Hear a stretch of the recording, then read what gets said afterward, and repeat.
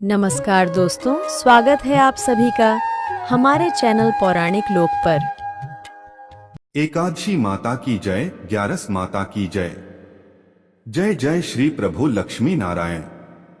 मान्यता है कि एकादशी व्रत के दिन एकादशी माता की कथा सुनने से मनुष्य को जन्म जन्मांतर के दुख और कष्टों से मुक्ति मिलती है।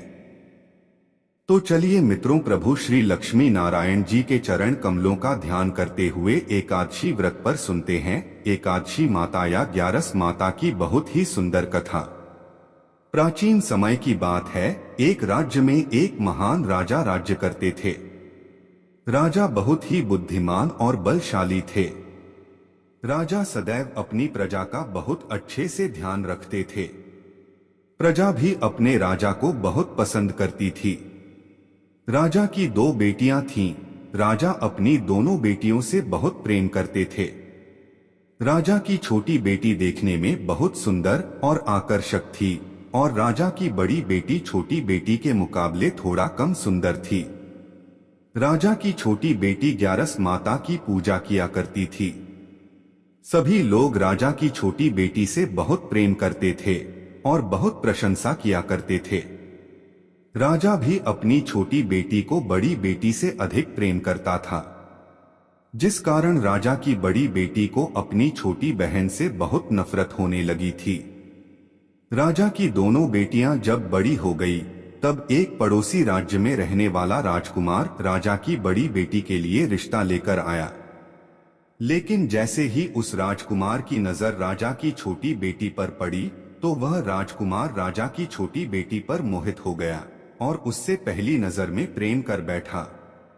उस राजकुमार ने राजा की बड़ी बेटी के साथ विवाह करने से मना कर दिया और उसने राजा से कहा कि मैं आपकी छोटी बेटी से विवाह करना चाहता हूं। जिसके बाद राजा की बड़ी बेटी यह देखकर अपनी छोटी बहन से बहुत क्रोधित हो गई और राजा की बड़ी बेटी ने अपनी छोटी बहन को अपना सबसे बड़ा दुश्मन मान लिया। राजा की बड़ी बेटी ने अपनी छोटी बहन से बदला लेने का निर्णय लिया, जिसके लिए उसने अपनी छोटी बहन को जान से मारने की योजना बनाई। राजा की बड़ी बेटी ने अपनी छोटी बहन को मारने के लिए सबसे पहले एक लड्डू में जहर मिलाकर अपनी छोटी बहन को दे दिया और उसको लड्डू खाने के लिए कहा। लेकिन लड्डू खाने के बाद भी छोटी बहन को कुछ नहीं हुआ और बड़ी बहन यह सब देखकर बहुत आश्चर्यचकित हो गई। लेकिन बड़ी बहन ने हार नहीं मानी और जब रात में छोटी बहन अपने कमरे में सो रही थी, तो उसने एक मटके में सांप को रखकर कमरे में छोड़ दिया। लेकिन सांप भी छोटी बहन का कुछ नहीं कर पाया। जिसके बाद बड़ी बहन ने अपनी छोटी बहन से कहा कि चलो हम लोग कुएं से पानी भरकर लाते हैं। जिसके लिए वह अपनी छोटी बहन को पानी भरने के बहाने से कुएं के पास ले गई और उसने अपनी छोटी बहन को कुएं में धक्का दे दिया। लेकिन छोटी बहन को तब भी कुछ नहीं हुआ, क्योंकि हर बार ग्यारस माता उसकी रक्षा कर रही थी। उधर बड़ी बहन अपने सारे प्रयासों के बाद भी असफल हो रही थी, जिससे वह बहुत क्रोधित होती जा रही थी। फिर उसने अपनी छोटी बहन के पास जाकर उससे खुद ही पूछा कि मेरी प्यारी बहन, तुमको पता है, भगवान ने सबकी मृत्यु एक निश्चित समय पर लिखी हुई है, पर बहन क्या तुमको पता है कि तुम्हारी मृत्यु कैसे होगी? क्या यह तुम जानती हो? तब छोटी बहन ने अपनी बड़ी बहन को बताया कि हाँ दीदी, मैं तो जानती हूँ मेरी मृत्यु कैसे होगी। छोटी बहन से यह सुनकर बड़ी बहन मन ही मन बहुत प्रसन्न होने लगी और उसने अपनी छोटी बहन से कहा कि बहन, मुझे तुम अपनी मृत्यु का राज तो बताओ।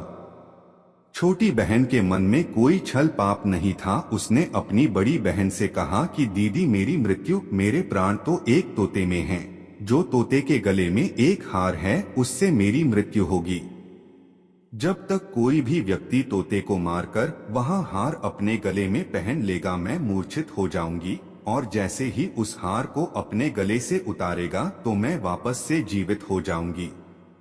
अपनी छोटी बहन की मृत्यु का राज जानकर बड़ी बहन बहुत ही खुश हो गई और उसने अपनी छोटी बहन को मारने के लिए उसके पालतू तोते को ढूंढना शुरू कर दिया। छोटी बहन को इस बात का आभास हो गया था कि कोई उसकी जान लेना चाहता है, जिसके लिए वह अपने पिताजी के पास गई और उसने अपने पिताजी से कहा कि पिताजी, मेरी मृत्यु के बाद मुझे जलाइएगा मत, बल्कि आप मुझे अपनी पुरानी वाली हवेली में एक पलंग में लिटाकर छोड़ दीजिएगा। अपनी छोटी लड़की की यह बात सुनकर राजा बहुत आश्चर्यचकित हो गए। राजा ने अपनी छोटी बेटी से पूछा, बेटी तुम यह सब क्या कह रही हो? तब राजा की छोटी बेटी ने कहा, पिताजी समय किसी के लिए नहीं रुका है, किसे कब क्या हो जाए किसी को कुछ पता नहीं है। और फिर राजा ने अपनी छोटी बेटी से कहा कि तुम ऐसी बातें क्यों कर रही हो? 2-3 दिन में तो तुम्हारा विवाह है। लेकिन छोटी बेटी ने अपने पिताजी को ऐसा करने पर मजबूर कर दिया और उनसे वचन ले लिया। राजा ने भी अपनी छोटी बेटी की बात स्वीकार कर ली और 2-3 दिनों के बाद जब शादी का समय आया तब राजकुमार बारात लेकर राजा के घर पर आया और राजकुमार और राजा की छोटी बेटी का विवाह शुरू हो गया। जैसे ही राजा की छोटी बेटी राजकुमार के साथ फेरे लेना शुरू करती है तो उसकी बड़ी बहन अपनी छोटी बहन के कमरे में जाकर उसके तोते को पकड़ लेती है और उसको जान से मार देती है और तोते की गले में जो था उसको अपने गले में धारण कर लेती है। जैसे ही बड़ी बहन उस हार को अपने गले में धारण करती है तो उधर छोटी बहन 3.5 ही फेरे ले पाती है और वहीं पर बेहोश होकर गिर जाती है। जिसके बाद राजा ने बड़े बड़े हकीमों को बुलवाया और अपनी छोटी बेटी का इलाज करने के लिए कहा। राजा की बात सुनकर वैद्य ने छोटी बेटी को जब जांच किया तो राजा को बताया कि आपकी छोटी बेटी ना तो जीवित है और न ही मरी हुई है। मैं ऐसा पहली बार देख रहा हूँ। राजा ने वैद्य और हकीम को यह बात बाहर बताने से मना कर दिया और उनको कहा कि अगर तुमने यह बात किसी को बाहर बताई तो हम तुम्हें फांसी दे देंगे। राजा ने अपनी छोटी बेटी को पुराने महल में जाकर एक पलंग पर लेटा दिया और वहां पर कुछ सैनिकों को तैनात कर दिया और वापस अपने महल पर आ गया। राजा की बड़ी बेटी अपने पिताजी के पास आई और कहने लगी कि पिताजी, अगर यह शादी संपन्न नहीं हुई तो आपकी इज्जत का क्या होगा? आप कहें तो मैं आपकी इज्जत बचाने के लिए राजकुमार से शादी करने के लिए तैयार हूँ। जिसके बाद राजा ने अपनी बड़ी बेटी की बात मान ली और राजा ने बड़ी बेटी को छोटी बेटी के कपड़े पहनाकर मंडप पर भेज दिया। लेकिन राजकुमार यह जान गया कि यह राजा की छोटी बेटी नहीं है बल्कि यह राजा की बड़ी बेटी है। लेकिन जब राजकुमार ने शादी करने से मना किया तो सभी लोगों ने राजकुमार को विवश करके राजा की बड़ी बेटी से बचे हुए फेरों को संपन्न करा दिया और विवाह करवा दिया। जिसके बाद राजकुमार राजा की बड़ी बेटी को अपने महल ले गया। राजकुमार राजा की बड़ी बेटी से ना तो बात करता था, ना ही उसको पसंद करता था और न ही उसके आसपास भटकता था। अब राजकुमार ने यह फैसला लिया था कि वह अपनी प्रेमिका को ढूंढ कर रहेगा और यह जानकर रहेगा कि उसके साथ हुआ क्या है। एक दिन राजकुमार अपने घोड़े पर सवार होकर राजा के पुराने महल के पास पहुंच गया, जहां पर उसने कुछ सैनिकों को देखा। महल के पास पहुंचकर राजकुमार ने जब महल को ध्यान से देखा तो वह समझ गया कि यह तो हमारे ससुर जी का ही महल है।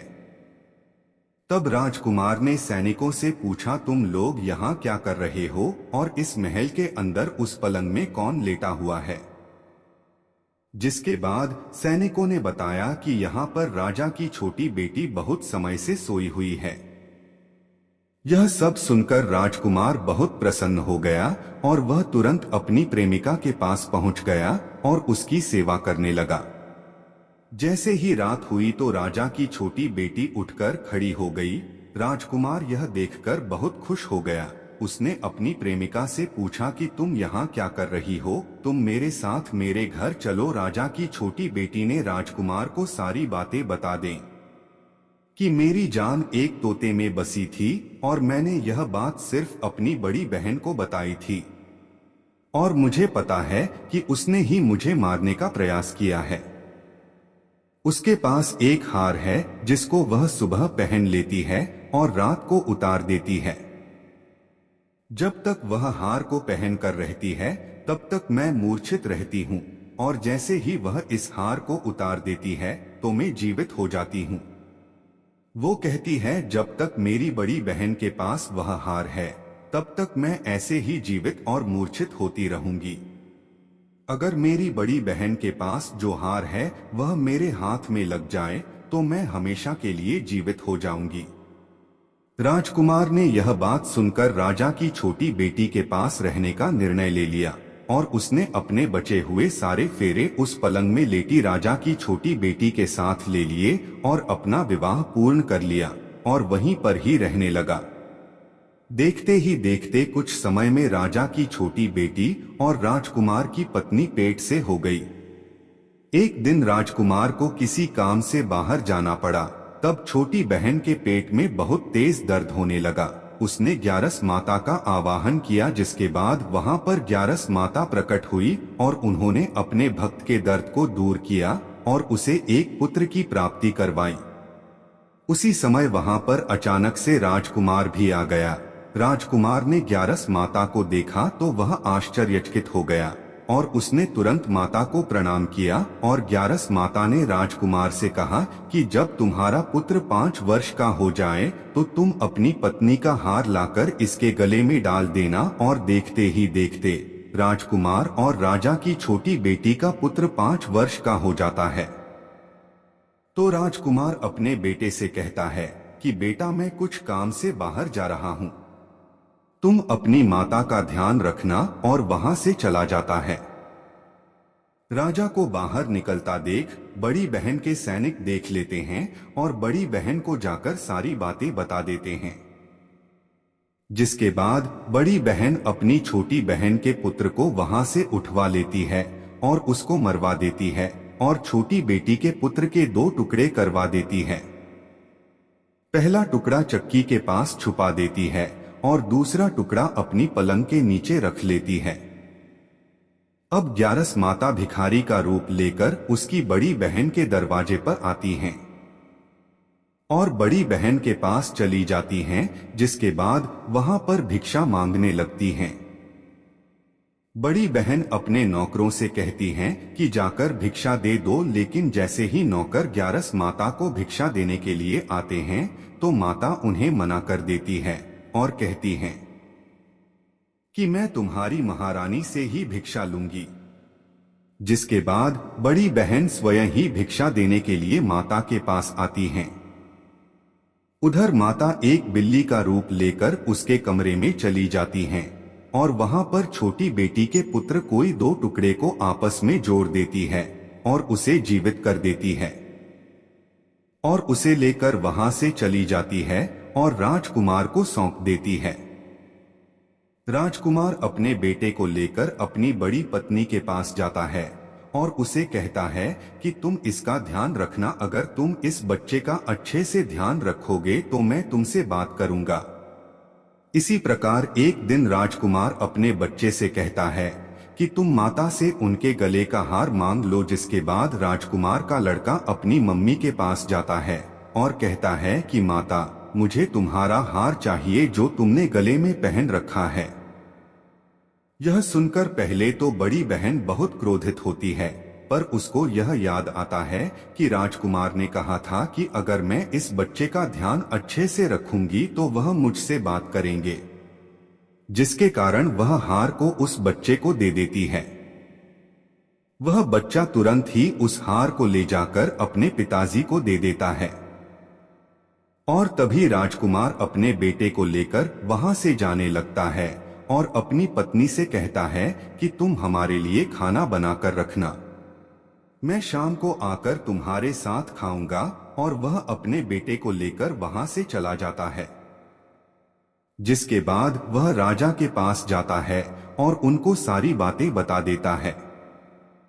राजा अपनी बड़ी बेटी की यह कटुकर्म सुनकर बहुत क्रोधित होते हैं और उसे सजा सुनाता है और अपनी परवरिश पर ही दोष देने लगते हैं और राजकुमार को अपनी छोटी बेटी के साथ रहने के लिए आदेश देते हैं। यह थी ग्यारस माता की पहली कथा। तो प्रेम से बोलिए एकादशी माता की जय, ग्यारस माता की जय। अब चलिए सुनते हैं एकादशी माता की एक अन्य कथा। गालव मुनि का भद्रशील नामक एक पुत्र था।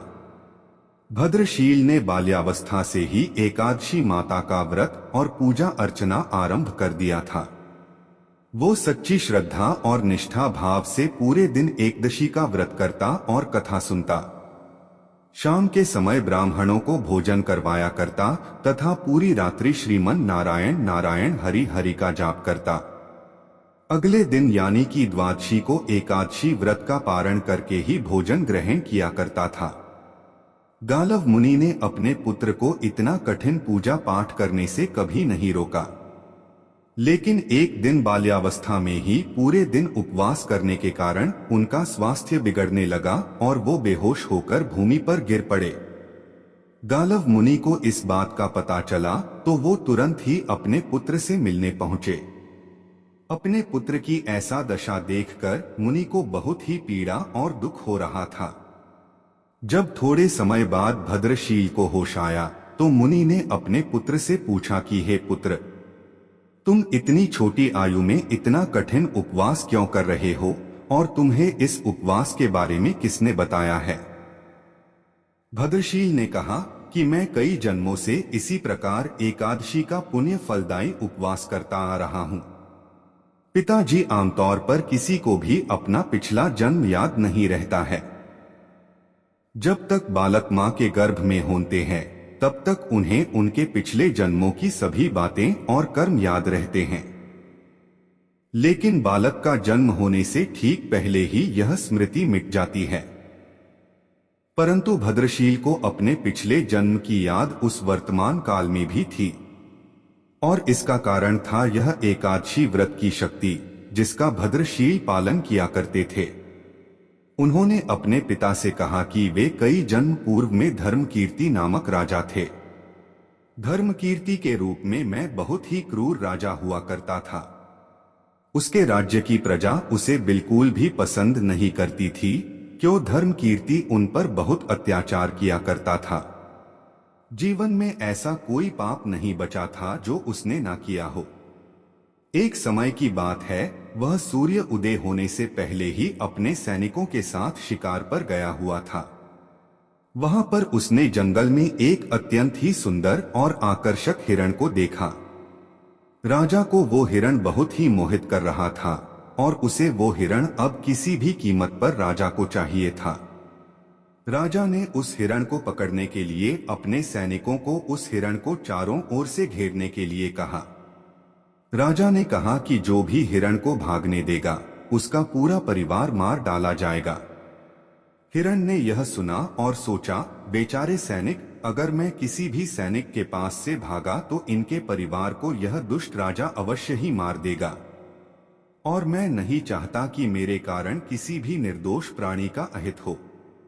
इसलिए हिरण किसी सैनिक के पास से भागने के बजाय राजा के पास से निकल भागा। राजा ने अकेले ही हिरण का पीछा करना शुरू कर दिया और अंत में खुद को एक घने जंगल के बीच में पाया। अब सूर्यास्त होने के कारण राजा उस घने जंगल के अंदर फंस गया। राजा को हिरण कहीं भी दिखाई नहीं दे रहा था। वहां से बाहर आने के लिए राजा दिन भर उस घने जंगल में रास्ता खोजता रहा, परंतु रात्रि होने के कारण उसे कुछ भी समझ नहीं आ रहा था। इसलिए राजा ने एक पेड़ के नीचे ही रात बिताने की योजना बनाई। उसने पूरे दिन में कुछ भी नहीं खाया था और उसे चारों ओर से खतरनाक जानवरों के गुर्राने की आवाज सुनाई दे रही थी, इसलिए वह सो नहीं पा रहा था। राजा को अब अपने जीवन पर संकट दिखाई दे रहा था। डर के कारण राजा ने श्री हरि विष्णु से प्रार्थना करना शुरू कर दिया और रात भर श्रीमन नारायण हरि का जाप करता रहा। उसके दुष्ट कर्मों के कारण सुबह होते ही उसकी मृत्यु हो गई। यमदूत आए और उसे यमराज के पास ले गए। जब यमराज ने पूछा, तुम लोग इन्हें यहाँ क्यों लाए हो? इनका स्थान वैकुंठ में भगवान महाविष्णु के परम धाम में है। तब यमदूतों ने कहा, लेकिन महाराज, यह तो महापापी है। इसने जीवन भर अनेकों पाप किए हैं, इसे तो कठोर से कठोर दंड मिलना चाहिए। यह सब सुनकर यमराज बोले, नहीं, इसके जो भी पाप कर्म थे वह सब चले गए हैं, ये अब पवित्र हैं। क्योंकि जिस दिन उनकी मृत्यु हुई वह एकादशी की परम फलदायी तिथि थी। राजा ने उस दिन शिकार पर आने के कारण कुछ भी नहीं खाया था और रात्रि में जंगल में भटकने के कारण भी इनका उपवास ही रहा। इस प्रकार से राजा ने दिन भर उपवास किया और रात में जागते हुए श्री हरि का स्मरण किया। इस पुण्य कर्म से उनके सारे पाप दूर हो गए और वे पवित्र हो गए। यमराज ने स्वयं एक स्वर्ण रथ बुलवाया और राजा को वैकुंठ भेज दिया। जब लोगों को इस बारे में पृथ्वी लोक में पता चला तो वे सभी एकादशी व्रत का पालन करने के लिए और अधिक सुखपूर्वक जीवन जीने लगे। हे एकादशी माता, जैसे आपने राजा पर कृपा की, हम सभी भक्तों पर भी अपनी कृपा यूं ही बनाए रखना। तो बोलिए, ग्यारस माता की जय हो, एकादशी माता की जय हो। श्रीमन नारायण नारायण हरि हरि, श्रीमन नारायण नारायण हरि हरि।